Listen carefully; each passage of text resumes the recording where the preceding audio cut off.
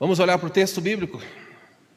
Depois de uma folga aí no livro de Apocalipse, vamos retomar Apocalipse capítulo 2, versículos. Hoje eu vou pregar do versículo 12, eu vou ler do versículo 12 a 17, mas eu vou pregar só o verso 13, é até onde dá para ir nessa noite. Eu tenho a impressão, se minha memória não falha, que eu não fiz a exposição do versículo 11 do capítulo 2. Quem tem ouvidos, ouça: o vencedor não sofrerá o dano da segunda morte. Mas eu não vou voltar nesse texto aí, tá bom? Vamos seguir. Ao anjo da igreja em Pérgamo, Apocalipse 2, 12 a 17.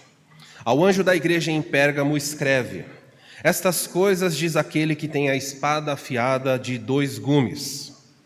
Conheço o lugar em que habitas, onde está o trono de Satanás.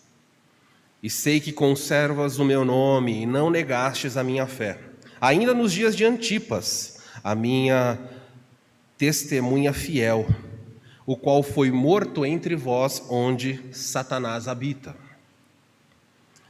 Tenho todavia contra ti algumas coisas, pois tens aí os que sustentam a doutrina de Balaão, o qual ensinava Balaque a armar ciladas diante dos filhos de Israel, para comer coisas sacrificadas aos ídolos e para praticarem a prostituição. Outro sim também tem aí, da mesma forma, os que sustentam a doutrina dos nicolaítas. Portanto, arrependa-te, senão venho a ti sem demora, e contra eles pelejarei com a espada da minha boca. Quem tem ouvidos, ouça o que o Espírito diz às igrejas, e ao vencedor dar-lhe-ei do maná escondido, bem como lhe darei uma pedrinha branca, e sobre essa pedrinha escrito está um novo nome, o qual ninguém conhece, exceto aquele que o recebe. Até aí o texto dessa noite. O tema da mensagem dessa noite é: onde está o trono de Satanás? Então hoje vamos olhar algumas semanas a respeito disso e buscar a compreensão bíblica. Quando nós pensamos a respeito disso, eu quero falar sobre o trono de Satanás e a fidelidade cristã. Diferentemente das demais igrejas, de todas as igrejas do livro de Apocalipse, nenhuma delas recebe essa observação. Jesus 2 vezes faz a observação, diz: eu sei onde vocês estão, e o lugar onde vocês estão, Satanás colocou o seu trono. Isso é algo bem forte. E depois Jesus termina e diz mais: eu sei onde vocês estão, onde Satanás habita, onde Satanás permanece, onde Satanás reina. Nenhuma das outras das 7 igrejas recebeu essa assustadora revelação. Não sei como os pergamitas, como os crentes pergamitas receberam isso. Não sei se você gostaria, se alguém falasse para você: olha, você mora em Bragança, lamento informar, mas o trono de Satanás está aí. Isso é algo, uau! Pastor, eu sempre achei que o trono do diabo estava no inferno. Achou errado, completamente errado. A Bíblia vem, o texto vem aqui, faz uma colocação como essa e segue, Jesus segue adiante sem ficar dando muita explicação. Então nós precisamos olhar para esse texto e buscar compreensão. Todos nós sabemos que o diabo não é um ser onipresente, ou seja, ele não está em todos os lugares. O diabo não tem esse atributo divino como nosso Deus, que está ao mesmo tempo em todos os lugares. O diabo só pode estar em um lugar por vez. A dinâmica do reino espiritual é algo assustador e algo que nós não temos compreensão. As pessoas ficam especulando. A única coisa que nós sabemos, a única verdade que nós sabemos é que, de alguma forma, no plano espiritual, as coisas acontecem numa velocidade diferente da nossa. Os seres se deslocam numa velocidade muito maior que a nossa. Se nós conseguimos dar velocidade a algumas coisas, por exemplo, você pegar o seu número de celular e você discar um número do Japão, e você apertar, quanto tempo demora para a chamada sair do seu celular, atingir uma torre, da torre ser retransmitida para um satélite, o satélite mandar para a torre do Japão, e a torre do Japão mandar para o celular da pessoa? Quanto tempo isso demora? Demora muito, você fica lá. Se você estiver falando com um amigo seu no Japão, você abre o WhatsApp e diz: oi, quanto tempo demora para fazer todo esse caminho para chegar lá? É absurdamente veloz. Sou de uma época em que o aparelho de fax, muitos crentes não usavam aparelho de fax. É uma bobagem, mas não usavam. Eles realmente acreditavam que era um instrumento do diabo. Havia igrejas que não tinham fax. Porque eles falaram: não, só pode ser coisa do diabo. Você põe um papel aqui, e o outro aparelho está em outro lugar, de repente começa a soltar o mesmo papel. Eu falo: não, isso é um poder maligno acontecendo. Isso é só ignorância. O homem tem desenvolvido tecnologia, velocidade, dá celeridade às coisas. Se isso acontece no nosso plano, como seria? Quando você fala com Deus e você ora, quanto tempo demora para a sua oração atingir o trono de Deus nos céus? Então você precisa entender que, embora Satanás e os seus serviçais, os demônios, não sejam onipresentes, eles conseguem estar em muitos lugares, ter uma dinâmica, uma velocidade que foge à nossa compreensão. Mas especificamente nesse texto, Jesus fala 2 vezes: o trono de Satanás está na cidade de Pérgamo. Então vamos tentar entender por que ele está lá, e também o que isso tem a ver com a fidelidade dos crentes. Vamos buscar compreensão. Então o texto eu já li, eu vou passar porque eu já li. Olha aí as 2 menções. Eu conheço o lugar em que vocês habitam, onde está o trono de Satanás. E depois ele fala: onde Satanás habita. Tudo isso foi mencionado aí. Semana que vem eu vou abordar, eu vou até o final, porque nós vamos tentar entender tudo o que aconteceu aqui. Eu não vou tomar tempo de explicar, porque eu vou expor só um versículo. Vamos caminhar aí. Verdade central do texto é: onde Satanás é entronizado, onde Satanás, seja em qualquer lugar, onde Satanás colocar o seu trono, o sofrimento e a fidelidade serão grandes. O sofrimento vai ser absurdamente agravado, mas por razões que fogem também à nossa compreensão. A fidelidade de pessoas ali vão ser fidelidades que você não encontra em outros lugares. Então, onde há muito poder, uma atuação maligna muito forte, os crentes que habitam nessa região, eles tendem a ter uma fibra maior. Quanto maior a perseguição, maior a fibra dos servos de Deus. Sempre foi assim: quanto maior a ameaça, quanto maior a dor, mais forte os crentes se tornavam. A verdade do contrário também acontece. Quanto mais tranquila foi a vida, quanto mais pacata, mais fragilizada será o cristianismo daquela região. As pessoas não precisam se preocupar, não precisam orar, porque está tudo indo bem. Hoje pela manhã mencionei na classe de novos membros: quando é que você ora mais? Quando você está na fartura ou quando você perde o emprego, perde a saúde? Quando alguém da sua casa adoece, às vezes mortalmente, o que você faz? Você ora, você desenvolve músculos da fé. Então, quando a perseguição vem, quando o diabo se levanta e há um ataque contra a sua casa, contra a sua igreja, os crentes se unem. Então, é assim que funciona. Então, vamos ver as lições disso aqui. Onde o Satanás é entronizado, o sofrimento e a fidelidade serão grandes. Hoje, o objetivo da mensagem dessa noite, a parte 1 dessa mensagem é essa: onde Satanás coloca o seu trono hoje. Como é que podemos entender isso? Uma vez que a igreja de Pérgamo não existe, a cidade de Pérgamo, como nós a conhecíamos naquela época, nesse caso aqui a igreja especificamente, não está mais lá. Então, onde está o trono de Satanás? Como é que podemos tirar lições para lidar com a nossa própria vida?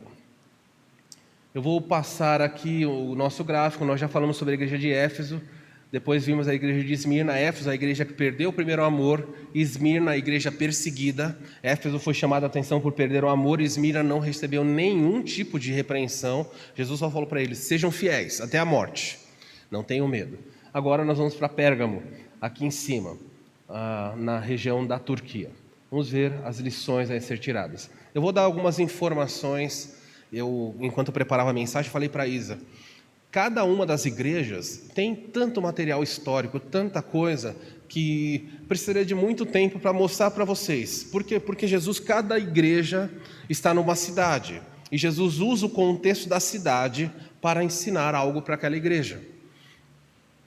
E hoje eu vou basicamente fazer uma introdução apenas de Pérgamo, e tirar alguns princípios da introdução. E depois nós vamos estudar o livro aí, essa carta até o final.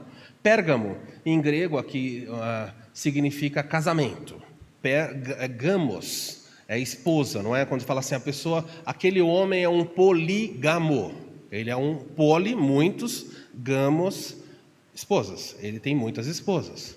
Aquela mulher pratica poliandria. Ela tem muitos homens.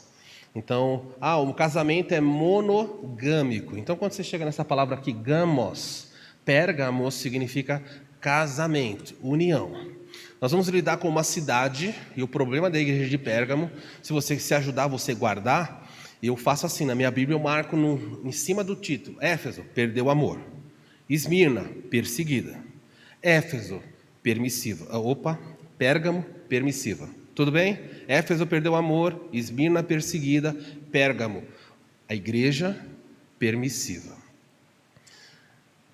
E porque a cidade e a igreja eram permissivas demais, havia muita permissão para certas coisas que eram erradas, Satanás sentia vontade para habitar e governar aquela região. Vamos lidar com isso aí. Olha algumas informações. Pérgamo existia, são dados históricos aqui, tá? Existia desde o século V a.C., possuía uma biblioteca de prestígio que perdia em importância apenas para a tão famosa biblioteca de Alexandria. Para os irmãos entenderem, as cidades do mundo, elas disputavam, as grandes cidades disputavam quem tem a biblioteca maior. E a maior biblioteca do mundo antigo estava na cidade de Alexandria, no Egito. Alexandre o Grande promoveu uma biblioteca invejável para o mundo inteiro. E o pessoal de Pérgamo, os reis que dominaram Pérgamo, vocês lembram que a história que eu falei na introdução de Apocalipse sobre Alexandre o Grande? Alexandre o Grande morre, o seu império é dividido entre 4 generais. Um desses generais vai chamar Ptolomeu, vai mandar no Egito, onde vai ter essa biblioteca de Alexandria. Um desses outros 4 generais vai começar o império, Lisímaco, e ele vai controlar essa região. E os seus sucessores, um deles decide fazer essa biblioteca. E essa biblioteca chegou a ter 200.000 volumes. E eles então começaram a ameaçar a cidade de Alexandria. Se eles continuassem a crescendo, passariam a biblioteca de Alexandria. E eles precisavam, o papel da época era o papiro, que era um papel feito de plantas. Eles pegavam plantas abundantes no Egito, tiravam filetes desse material, prensavam, colocavam de forma quadriculada eles até virar um papel. Para ter biblioteca em Pérgamo, precisava do papiro. E a cidade de Alexandria começou a se recusar, dizendo assim, nós não vamos dar mais papiro para vocês. Por quê? Porque a biblioteca de vocês está expandindo muito. Não queremos mais. Ok. O que nós vamos fazer se não tem o papel? Então, desenvolveu-se na cidade de Pérgamo o pergaminho. Eles desenvolveram um outro tipo de substrato onde você poderia escrever, que era feito de pele. Enquanto o papiro era uma planta, o pergaminho, eles tiravam a pele dos animais, esticavam, faziam as mesmas coisas, prensavam até que se tornava. E o papiro ficou em segundo plano, porque o pergaminho era muito melhor. A durabilidade era melhor, só que era caro. Então, Pérgamo se tornou muito rica, porque eles criaram uma solução para um problema da sua época. No monte cônico, em forma de cone, em quase 300 metros acima do vale, ao redor, vários templos foram construídos. Pérgamo tinha uma montanha muito grande, e lá no alto foi feito uma série de templos. Eles adoravam Atena, eles adoravam Zeus, eles adoravam, enfim, o mundo da época era um mundo politeísta, eles adoravam qualquer coisa. Só os crentes e os judeus eram monoteístas, entre os quais se destacava nesses muitos templos que tinha, existia um templo dedicado a um deus chamado Asclépio, que era o deus da cura. Não sei, eu vou apagar a luz aqui, talvez, Norberto, por favor, Otávio, apaga aqui também, o pessoal da transmissão vai ver com facilidade, aqui a gente não consegue. Esse aqui era Asclépio, o que ele está apoiado você vai perceber, pode só deixar na transmissão, pode deixar a imagem solar, não precisa focar, porque aqui vai ficar escuro onde eu estou. Então você vê aqui a imagem de Asclépio, ele está apoiado numa espécie de muleta, e o que está subindo aqui na muleta de Asclépio? Uma serpente, ok? Eles acreditavam que isso produzia cura. Em Pérgamo, então, existiam 4 seitas muito fortes. Zeus, adoração a Zeus, que eles entendiam ser o maioral dos deuses no panteão grego. Depois eles tinham Atena, Dionísio e Asclépio. Todos eles eram divindades que eles entendiam que curam. E esse símbolo aqui, talvez você fale assim, nossa, eu nem sabia, pastor, nunca vi isso. É mais comum do que você pensa. Aonde está esse símbolo dessa cobra? Por exemplo, onde você tem um cajado e você tem uma cobra se enrolando. Olha aí. Se você pegar o símbolo da Organização Mundial de Saúde hoje, olha qual é o símbolo aí no meio dela.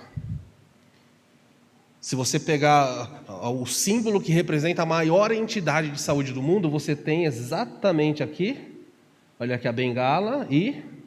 Já tinha notado isso alguma vez? A serpente de Asclépio está na Organização Mundial de Saúde, nós curamos, está aqui, ó. Ah, eles inventaram? Não, eles pegaram daqui. Ah, então não posso mais usar esse símbolo? Não, estou mostrando essa associação, como isso aconteceu. Olha o símbolo da farmácia, Conselho Federal de Farmácia. O que tem aqui? Então, se você começa a perceber que coisas relacionadas à divindade, ao paganismo daquela época, continuam nos símbolos atuais. Tanto na medicina, como da farmácia, em outros lugares, você vai se deparar com esses símbolos. Aqui está as ruínas de Pérgamo. Pérgamo era a única cidade que tinha um auditório. Olha a inclinação, eles basicamente cortaram esse monte, e esse foi um teatro greco-romano. Era a maior inclinação de teatro possível. As pessoas sentavam aqui, milhares de pessoas, para assistir ali. Deixa eu ver se tem uma melhor aqui. São ruínas. Olha aqui, ó. Olha, lá embaixo a moderna Pérgamo, e aqui você tem toda essa edificação para que as pessoas pudessem sentar e participar de algum tipo. Aqui em cima, naquele monte cônico que eu falei, aqui atrás desse auditório você vai ter então uma série de templos, existia naquela época. Aqui, olha lá em cima, ó. Não vai dar para ver aqui, talvez em casa dê para ver, aquela inclinação que eu mostrei está lá em cima naquela montanha. Então aqui era a antiga Pérgamo, agora aqui no vale, a moderna Pérgamo. As pessoas vão lá, fazem turismo, vão passear. Aqui ruínas dos templos, as divindades que eram adoradas lá. Uma das divindades, eu não vou gastar tempo para falar, essas daqui são muito importantes. Semíramis, eu vou falar dela mais adiante no livro de Apocalipse. Essa Semíramis é uma das mais perigosas divindades que existiu, e existe até hoje. Inclusive tem aqui em Bragança Paulista, mas quando chegar o momento eu apresento para vocês onde Semíramis está. Semíramis e Tamuz. Eles eram ricos em cultos babilônicos, a adoração aos imperadores romanos, aos deuses que eu mencionei aqui. Existiam cultos dos magos, onde os líderes das seitas eram denominados pontífices máximos. Você já ouviu esse nome em algum lugar? Eles diziam, eu sou a ponte, eu sou construtor de pontes. Os magos da Babilônia que ficaram em Pérgamo diziam, eu sou capaz de criar uma ponte para levar você em contato com a divindade. Basicamente eles estão dizendo, eu sou o caminho. Quando Jesus fala, eu sou o caminho para o céu, eles diziam, não, o sumo sacerdote dessa seita é a ponte máxima entre os homens e deuses. Aqui não dá para vocês verem, depois eu posso mostrar, quem quiser eu forneço material. Aqui mostra detalhadamente onde cada divindade era adorada no mapa ali. Aqui você tem então aqui, ó, a segunda maior biblioteca do mundo, 200 mil volumes. Aqui é o que sobrou dela. A entrada dessa biblioteca continua em pé na cidade de Pérgamo, muito visitada ainda hoje. Cláudia, congela para mim, tira essa imagem da frente, que tem uma imagem aqui atrás que dá para as pessoas acompanharem. Aqui você vai ver atrás, ela vai congelar para vocês verem, as pessoas tecendo, ou construindo, ou fazendo o pergaminho. Todo esse pano de fundo histórico para você entender como é que Jesus vai fazer essa colocação. Então, pode voltar ali, ó. Esse daqui era o papiro, e esse daqui era o pergaminho. A pele era esticada e eles produziriam aqui Muito material. Então pode imaginar quantos animais morreram para eles produzirem esse tipo de material, e a Pérgamo ficou extremamente rica. Aqui é uma maquete para vocês entenderem o maioral, a divindade maior cultuada em Pérgamo, é essa divindade aqui do centro, o altar de Zeus. Eles construíram aqui um grande altar. Muitos acreditam que essa é a razão principal porque a cidade foi chamada de o trono de Satanás. Eles edificaram esse enorme monumento em forma de trono. E dentro ali teria uma estátua muito grande de Zeus, a maior divindade deles ali. Aqui, nessa parte, essa inclinação seria onde vocês viram aquela na montanha. Lá em cima você tem o templo de Trajano, o culto ao imperador era feito lá. Aqui você tem a biblioteca, que nós vimos só uma parede permaneceu, o santuário de Atena. Então veja, há muitas coisas acontecendo. Aqui a ágora, a praça principal da cidade. Tudo isso era feito na parte mais alta daquela montanha. Aqui tem uma outra animação que ajuda você a entender lá, o templo de Trajano, a biblioteca que permaneceu uma parte em pé. Aqui você tem o templo de Atena, e esse daqui era o centro do culto, a maior divindade. Isso daqui foi tão poderoso que quando esse lugar aqui, a ruína, ficou só a base. Se você vai em Pérgamo, você encontra só a base disso. O poder econômico retirou, pegaram esse lugar inteirinho e transportaram. Você pode visitar esse lugar, você pode visitar, fazer uma viagem. Vou mostrar para vocês daqui a pouco. Aí o templo erguido em Pérgamo para proporcionar aos habitantes que cultuassem Trajano, um dos imperadores romanos. Olha aí, isso daqui é uma foto real, lá do Museu de Berlim. Eles foram até Pérgamo, pedra por pedra, levaram o altar de Zeus, olha o tamanho disso, e colocaram dentro do Museu de Berlim. Então, se você visitar a Alemanha, você vai descobrir esse altar, as pessoas visitando. Quem fosse em Pérgamo na época em que João escreveu, ia subir essas escadas e lá dentro se depararia com uma estátua muito grande de Zeus, sentado num trono. Então, quando Jesus diz isso, escreve a carta, é muito provável que ele esteja dizendo assim: eu sei onde vocês habitam. Vocês estão habitando onde Satanás colocou o seu trono. É provável que ele esteja fazendo referência a isso daqui, ao trono em homenagem a Zeus. Zeus era o correspondente grego para o nosso Deus. Ele fala, Zeus é o maioral dos deuses. E o próprio Jesus fala, não. Zeus é uma das muitas maneiras, né, que Satanás se apresenta. Zeus é uma divindade que representa o próprio diabo. É o trono dele que vocês têm na sua cidade. Na imagem aqui, se você visitar o Museu de Berlim, são 113 metros de esculturas onde eles mostram batalhas entre os titãs, os deuses da mitologia grega, e os homens. Então tudo isso daqui deve ser bonito de ver, mas o que está envolvido nisso é muito satanismo por trás. Essa era aí a figura de Zeus, o deus grego que controlava os raios, que é o maioral de todos os deuses. Se você subisse a escada do templo de Zeus, era assim que você se depararia. Pode imaginar o que é isso? Você chegar num lugar e tem uma divindade enorme no lugar. Então eles diziam, aqui. E aí Jesus fala, eu sei onde vocês estão. Vocês estão onde Satanás colocou o seu trono. Pode ser que Jesus esteja usando exatamente a referência para mencionar o que aconteceu. Essa aí foi a base do que sobrou. Levaram tudo para Berlim, em Pérgamo não sobrou nada. Aqui você tem uma figura maior, todo aquele lugar que foi tirado daqui. Pode imaginar o poder econômico que foi investido aqui para transportar tudo para Berlim? Porque eles queriam preservar. Muito bem. Vamos tirar... pode acender, por favor. Só estou dando isso aqui, é só a introdução do livro para você entender. Você descobriu que Pérgamo é uma cidade que fica no alto de uma montanha, muito permissiva, e que os cultos do paganismo eram muito fortes. O mais forte dele, Zeus, que tinha um templo em forma de trono. Então eu quero, nesta noite, tirar alguns princípios a respeito da introdução histórica, para depois poder olhar o livro.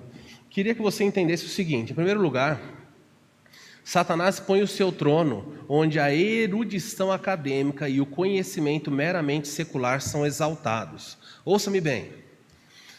Satanás ainda hoje, foi naquela época e ainda hoje, ele tem prazer de colocar o seu trono, talvez de maneira figurada para vocês entenderem, num lugar onde o conhecimento acadêmico, não é errado ter conhecimento, mas presta atenção na frase para você não se perder, aonde o conhecimento, a erudição acadêmica, olha aqui, e o conhecimento meramente seculares. Quando você chega num lugar onde o conhecimento secular é enaltecido, você fala, nossa, que mente extraordinária, que pessoas cultas. Pode ter certeza, se não é o conhecimento que vem da palavra de Deus, o conhecimento da verdade, mas é o conhecimento meramente secular, Satanás está governando esse lugar.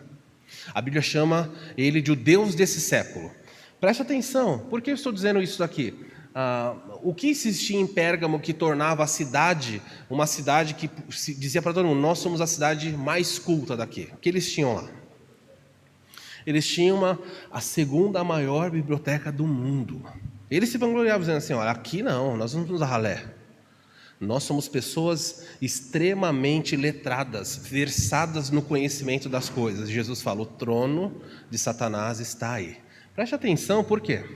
É muito comum as pessoas dizerem assim, muitos, inclusive no Brasil, pouco tempo atrás da nossa eleição aí, eu vi várias frases como essa. Muitos dizem que a educação é a chave para corrigir o problema do Brasil e do mundo. Quando você fala, como que a gente corrige o mundo? A pessoa fala, a chave é a educação. Você vê criminalidade, a pessoa fala assim, tá vendo? Não tem educação. Se o Brasil investisse em educação, esse Brasil seria diferente. Será? Você acredita nisso mesmo? Deixa eu fazer um panorama para que você entenda como Satanás tem colocado o seu trono. É triste, dá vontade de chorar às vezes, de pensar. Eu mencionei aqui várias irmãs, pelo menos 3, estão para receber bebê recentemente, muito próximos. Outros já têm crianças pequenas, outros têm criança em idade pré-escolar ou escolar.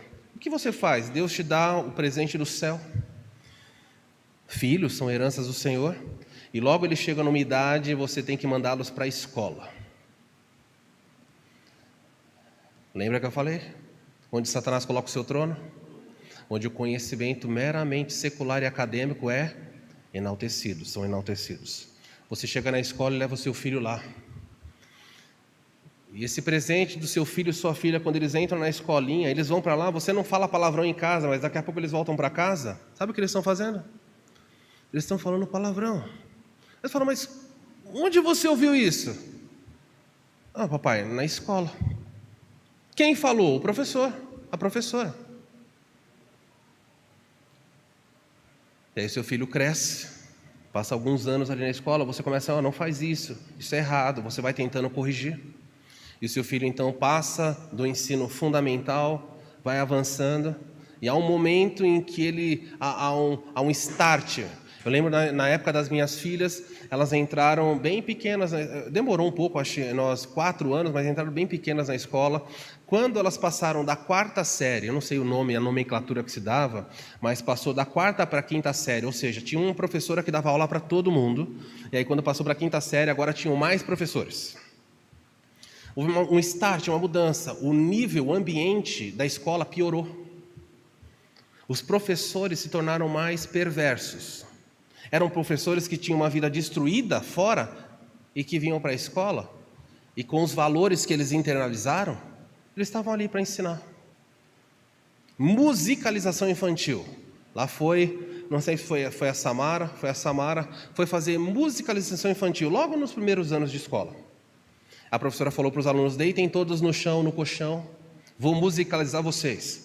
Eu contei para o Maurício, ele quase infartou, falou, nossa, isso é musicalizar, ele é formado em música, tem mestrado em música.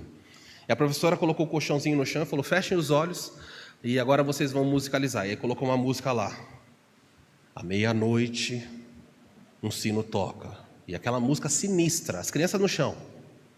E as pessoas saem das tumbas. E começou. As crianças tudo de olho fechado na sala ouvindo. Musicalizar. E ela foi contando a história, uma história bem macabra. Gente saindo dos túmulos, tal. Samara voltou para casa, não dormia mais. Eu falei, por que você está dormindo? Ah, vai sair gente não sei da onde, não sei o quê. Eu falei, meu Deus, quem te falou isso? Minha professora de música. Toca o pai lá na escola. Chamei a diretora, a coordenadora, eu queria saber o propósito dessa aula, qual era o propósito. A professora foi mandada embora, graças a Deus. Eu perguntei, eu falei, eu quero que vocês me deem por escrito qual foi o propósito, o que quer ensinar, o que musicalizou? Falar de túmulo, agora minha filha não está dormindo. E as outras, isso eu estou reclamando, e os outros que não reclamaram? A criança naturalmente não tem medo do escuro. Imagina ir para a escola e a professora fazer o terror. Sabe por que isso acontece? Porque Satanás coloca o seu trono no mundo acadêmico. E elas cresceram, passaram por essa fase, e o nível de conversa na sala de aula, amiguinhos começaram a falar coisas obscenas, profanas, o palavreado foi piorando. Então chega o ensino médio, e aí o negócio descamba. Todos que têm filhos aqui, que já passaram por isso, ou os que vão passar, deixa eu dizer para você, é muito triste. E sabe qual é o suprassumo do diabo? O filho passa, ensino fundamental, básico, fundamental, médio, e depois ele vai para onde? Para as universidades. E quando ele chega na universidade, ele é introduzido no fumo da maconha, no uso da cocaína, nas festas de orgia. Mas espera aí, mas não deveria estar melhorando à medida que vai subindo o conhecimento acadêmico? Pois nas melhores universidades do país, onde o conhecimento é mais enaltecido, são as piores universidades do ponto de vista ético-moral. Grandes universidades de São Paulo brigaram para que a polícia militar não fizesse rondas nos seus estabelecimentos. Por quê? Porque os maconheiros, os alunos maconheiros queriam totalmente fumar. Num dos debates de sala das minhas filhas, os alunos debateram sobre o uso da maconha, por exemplo, e alguns alunos falaram assim, olha, qual é o problema de fumar maconha e depois o médico ir operar? Ele vai operar mais relaxado, porque ele vai tenso, tem uma vida que a vida pode ser ceifada. E você não preferia que o seu médico tivesse sobre a maconha para operar? E vários falaram assim, eu preferia que o meu médico tivesse mais maconha. E aí minha filha perguntou, e quando você for voar? O piloto está meio tenso, você gostaria que ele desse uma cheiradinha, uma fumada, ou aplicasse alguma coisa? Não é legal? Ele vai fumar mais relaxado. Que tal, Davi? O Davi ele é piloto. Que tal chegar lá, você entra no avião, está todo mundo fumando maconha, fala, relaxe, é bom para você? Sabe por que isso acontece? Nas escolas, em todos os lugares, porque Satanás colocou o seu trono ali, e esse é o lugar onde ele reina hoje, totalmente livre. As universidades do nosso país hoje já têm banheiros comunitários, unissexes. E tudo que você zela, tudo que você investe na vida dos seus filhos, Satanás no meio acadêmico está preparado. Você chega tão contente no portão da escola e ora para o seu filho e fala, filho, boa aula, e quando ele entra, lá dentro tem um trono gigante de trevas, esperando ele. E Satanás o pega e coloca no colo e fala, eu vou colocar na sua boca o que você precisa aprender. E todo tipo de maldade, dia após dia, é colocado ali. Pais, vocês deveriam levar os seus filhos para a escola e voltar para casa e se ajoelhar e clamar, Senhor, tem misericórdia dos meus filhos. Nós não temos força para mudar o que está acontecendo, não temos, e vai piorar rapidamente. O que vamos fazer? Satanás corrompeu esse mundo nos meios acadêmicos. As pessoas vão estudar medicina, e quando elas chegam na universidade de medicina, uma das que mais ataca a ideia de criação, fala, não, aqui você vai descobrir que o ser humano é só matéria. E por isso você muitas vezes que está aqui vai ser atendido por médicos, e os médicos são indiferentes. Eu e meu irmão várias vezes ficamos acompanhando minha mãe e meu pai no hospital, e nós vimos bons médicos, mas haviam médicos totalmente indiferentes. Tratava a pessoa como um número. Onde eles aprenderam isso? Onde Satanás colocou o seu trono. Disse para eles, isso daqui é a evolução do macaco, se morrer não tem problema nenhum, desde que pague você, não ligue. Vocês têm visto aí Anestesistas estuprando mulheres durante os procedimentos. Onde eles aprenderam? Onde essa prática, onde esse tipo de comportamento muitas vezes é estimulado? Não foi lá no berçário, foi quando chegou na universidade. Então, se você quer saber onde o trono do diabo está, o trono do diabo sempre é colocado onde o academicismo, onde o intelectualismo é promovido meramente secular. Se você for convidar alguém muito erudito e for falar de Deus, vai falar assim, desculpa, isso é coisa de criança. Você acredita nisso? Desculpa, é que você tem uma mente muito rasa. Porque Freud, porque Nietzsche, e eles pegam esses homens expoentes, porque fulano, beltrano, e eles dão aqueles nomes. E por que esses nomes chegaram a ser tão famosos? Porque Satanás colocou o seu trono na universidade. E é preciso que você saiba disso. Quando você leva os seus filhos em qualquer lugar, ou você jovem que vai entrar na universidade, você vai entrar no lugar onde o trono dele está. E o que fazer? Porque Jesus está escrevendo para Éfeso dizendo, eu sei onde vocês estão. Satanás colocou o seu trono aí. Orem. Orem, porque os dias são difíceis. Quanto menor o seu filho, mais oração você deve ter por ele. Certa vez, Nelson Mandela disse o seguinte: a educação é a arma mais poderosa que você pode usar para mudar o mundo. É lindo isso, não é? A educação vai transformar esse mundo. Ora, é interessante que as pessoas que cometem muitas vezes as maiores atrocidades são as pessoas mais cultas, não são as mais iletradas. Porque a Bíblia diz assim, não foram muitos os de grande conhecimento, os sábios que foram chamados, mas as pessoas simples deste mundo. Porque Deus chamou as coisas que nada são para envergonhar as que pensam ser alguma coisa. Deus sabe onde o trono está, onde Satanás governa. E é por isso que quanto mais capacitada é uma pessoa, isso não é uma regra, tá? Eu estou mostrando algo que acontece. Quanto mais capacitada é uma pessoa, intelectualmente falando, mais difícil é ela entender a verdade. Eu ouvi falar de um homem chamado Stephen Hawking, brilhante, um homem de uma mente brilhante. E ele falou o seguinte: o céu é uma invenção para tranquilizar pessoas que têm medo do escuro. E ele zombava dos crentes: vocês acreditam nessa bobagem? Então, como vocês têm medo de escuro, inventaram um negócio bonito, é o céu, para onde você vai. Ele era um homem iletrado? Não, ele era um homem altamente capacitado. Então, toda vez que o conhecimento acadêmico for colocado lá em cima, sem Deus, Satanás coloca o seu trono. Mas eu queria melhorar a frase de Mandela. Olha só, se a frase fosse dita assim: a educação da verdade é a arma mais poderosa para mudar o mundo. Essa sim. E qual é a verdade? Quem disse ser a verdade? Jesus falou: eu sou o caminho, eu sou a verdade. Então, se existir a educação sobre o que é a verdade, o mundo seria transformado. Mas educação por educação só? Não. Nós temos formado, muitos nas universidades, apenas diabos mais inteligentes. Só isso. Pessoas com capacidade intelectual para fazer o mal mais rápido. Que Deus leve mais crentes para a universidade. Que Deus capacite crentes para se tornarem professores universitários. Para que Satanás não governe, não reine absolutamente só.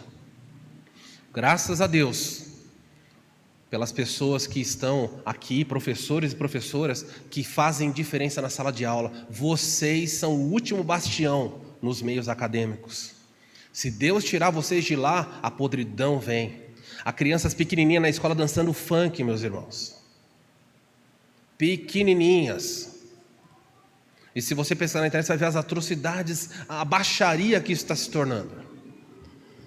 Só há esperança. Mergulhe os seus filhos dentro das igrejas. Quanto mais contato você puder colocar os seus filhos na igreja, se tivesse chance de você ter contato todos os dias com seus filhos na igreja, é a única esperança. Mas nós vemos esse mundo se tornando pior e pior e pior, e muitos pais trazem os seus filhos de vez em quando. Há jovens que vêm à igreja de vez em quando. Você pode ser leviano com seus filhos, você pode ser leviano com a sua vida, mas Satanás continua no trono, esperando para que você chegue lá, para que ele diplome você na maldade, na malícia e na perversidade. Pérgamo era a cidade dos livros, mas ainda assim era a cidade da ignorância espiritual. Segunda maior biblioteca do mundo. E Jesus falou: o diabo está reinando aí entre vocês. Queridos, Satanás põe o seu trono, eu vou falar mais um ponto só. Satanás põe o seu trono onde existe idolatria crescente. Satanás coloca o seu trono onde a idolatria cresce. E a idolatria, nesse sentido, eu queria que vocês entendessem aqui, idolatria religiosa.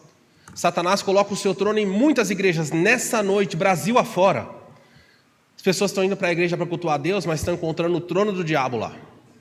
Por quê? Porque dentro das igrejas, das muitas igrejas que nós conhecemos, infelizmente, e outras que só tem nome de igreja, elas chegam lá e é vendido óleo, é vendida a vassoura, é vendida a redinha da esperança, o óleo da unção, é feita a campanha de Pedro, de Paulo, é o ano da restituição. É o diabo no trono falando: venham aqui, coloquem o seu dinheiro, porque se vocês colocarem o seu dinheiro, vocês vão ser abençoados. E o culto é marcado por idolatria, por corrupção, por barganha, por podridão. E você está procurando o diabo fora? O diabo está no meio acadêmico, mas o diabo está dentro das igrejas também. Há muitos púlpitos, e eu gostaria de usar outra palavra, mas são muitos púlpitos, que o veneno é colocado na boca das pessoas. Satanás é hábil. Jesus contou certa vez a história de que um homem plantou sementes boas no terreno, e de noite entrou alguém perverso e plantou o joio junto. E pela manhã perguntaram: mas Senhor, nós só plantamos coisas boas. E Jesus disse: é que o inimigo veio de noite e plantou coisas erradas. E você acha que ele não faz isso nas igrejas? Há muitas igrejas que são verdadeiros ninhos de idolatria. Cultuam o pastor, cultuam a banda, cultuam tudo, menos Deus. São idólatras. São pastorlólatras. São, enfim, adoram, cultuam muitas coisas. São pessoas que cultuam. Que legal, a igreja é um grupo, a gente se sente tão à vontade junto. As pessoas vêm à igreja por causa do convívio social. Elas cultuam o clube que a igreja se tornou.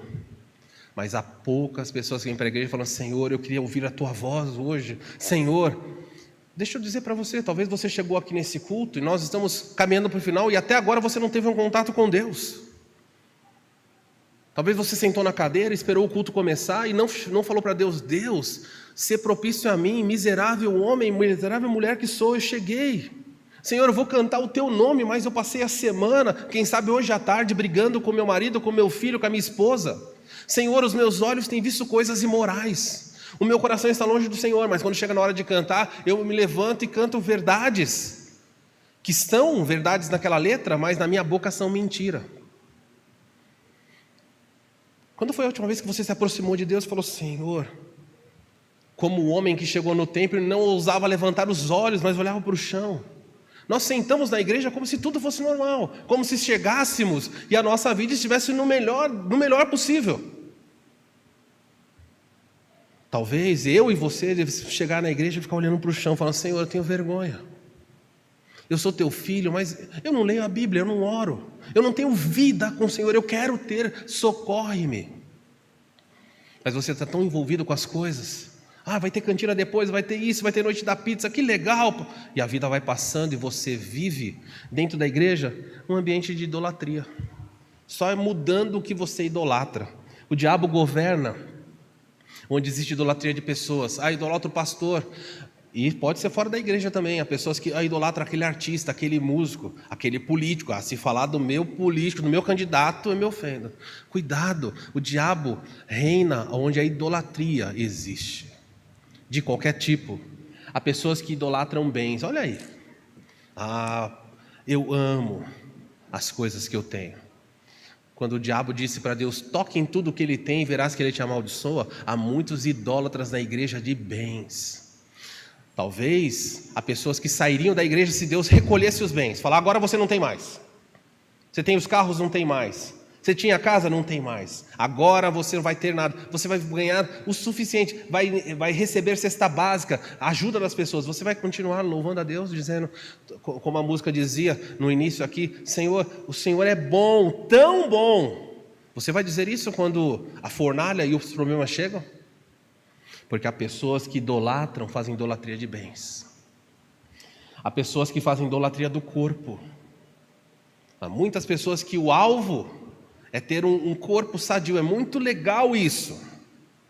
Mas deveríamos nos preocupar as duas coisas: corpo e a alma. Há pessoas dentro e fora da igreja que estão fazendo um culto ao corpo. Há igrejas que são verdadeiros desfiles de moda. Cada domingo tem alguém disputando com outro. Que roupa eu vou, que joia eu vou. Como é que eu vou me destacar na igreja? São idólatras. E Satanás coloca o seu trono no meio acadêmico, coloca nas igrejas e deita e rola.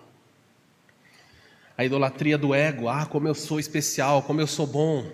Mas um dos lugares onde Satanás mais coloca é onde o trono é onde existem brigas e discórdia.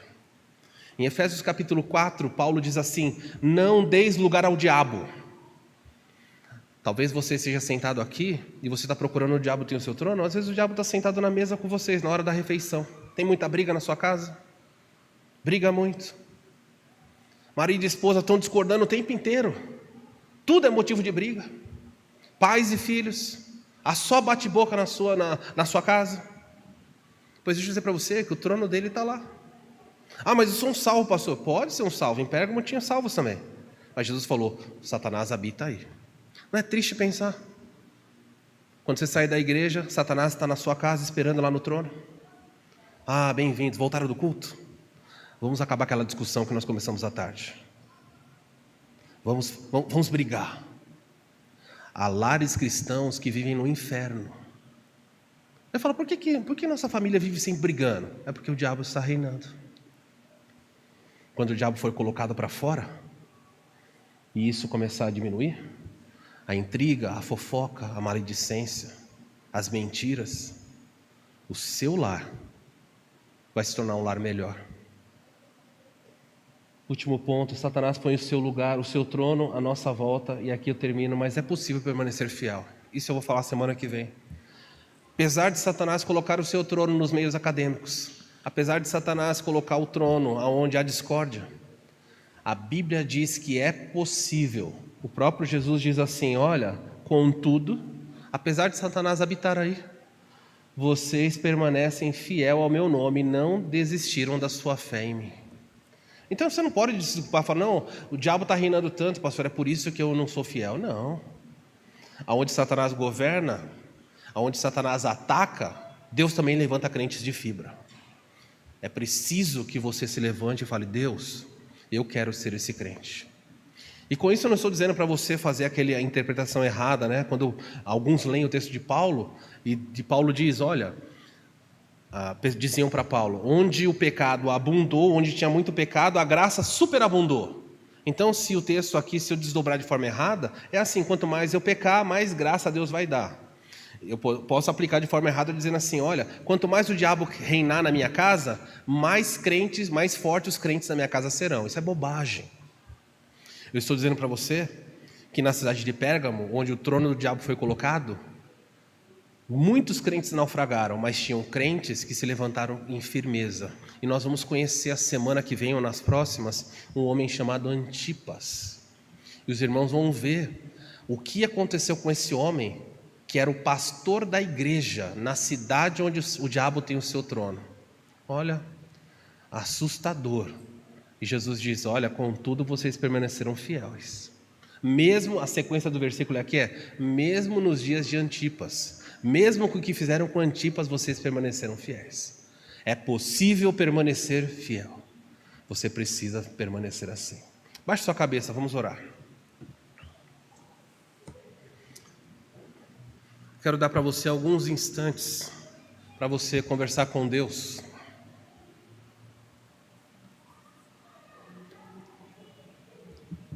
Deixa eu perguntar para você, no seu coração, entre você e Deus: Satanás está reinando na sua casa?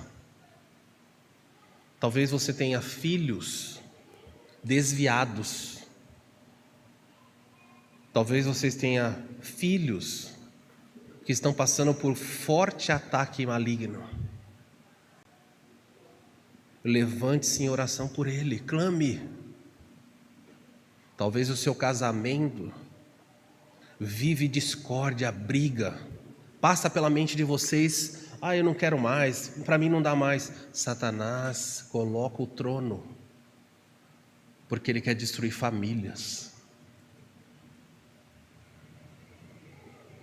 Será que Satanás reina na nossa igreja? Será que você é um instrumento para que Satanás coloque o seu trono aqui dentro? É você alguém que se apoia apenas no conhecimento intelectual? Acha que a educação é a solução para tudo? Você, pai e mãe, você tem entendido que os seus filhos estão indo todos os dias para a escolinha onde o trono do diabo está? Está na hora de você clamar mais e entender a realidade à nossa volta. Mas há um refúgio em Cristo. Há um refúgio verdadeiro. Quando a sua vida está no poder de Cristo, quando a sua vida está guardada neste poder, a sua vida estará salva. Não importa qual seja o perigo que cercá-la, o nosso Senhor Jesus é capaz de livrar, de salvar, de proteger. E o seu poder eterno há de nos suster. Deus de toda graça, ao terminarmos esse tempo juntos, nós queremos pedir que no poder de Cristo, nosso amado Senhor, a nossa vida seja firmada. Senhor, é desesperador quando olhamos à nossa volta. Satanás tem reinado no meio acadêmico. Crianças indefesas são levadas para o lugar onde ele tem governado. Elas estão aprendendo todo tipo de mal, malícia, linguajar, coisas obscenas. Nós não temos como competir com isso, Senhor. Elas vão todos os dias para esse meio acadêmico corrompido, mas quando voltam para casa nós não fazemos devocional, nós não ensinamos a Bíblia, nós não oramos.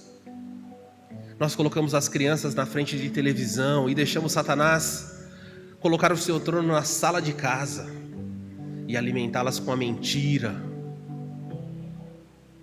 Deus, olha para os casamentos que estão aqui, olha para as famílias aqui representadas. Todos nós estamos debaixo de ataque, mas a sua palavra diz que é possível permanecer fiel. Vamos ver, vamos aprender isso ainda. Nos ajuda, Senhor, no poder de Cristo Mestre, a ficar em pé. E o mundo verá que Satanás pode colocar o trono à nossa volta, mas o trono do nosso coração é o Senhor quem governa. Receba toda a adoração, livra-nos, Deus. O Senhor é um Deus tão bom, ouve a nossa súplica. Eu oro em nome de Jesus. Amém.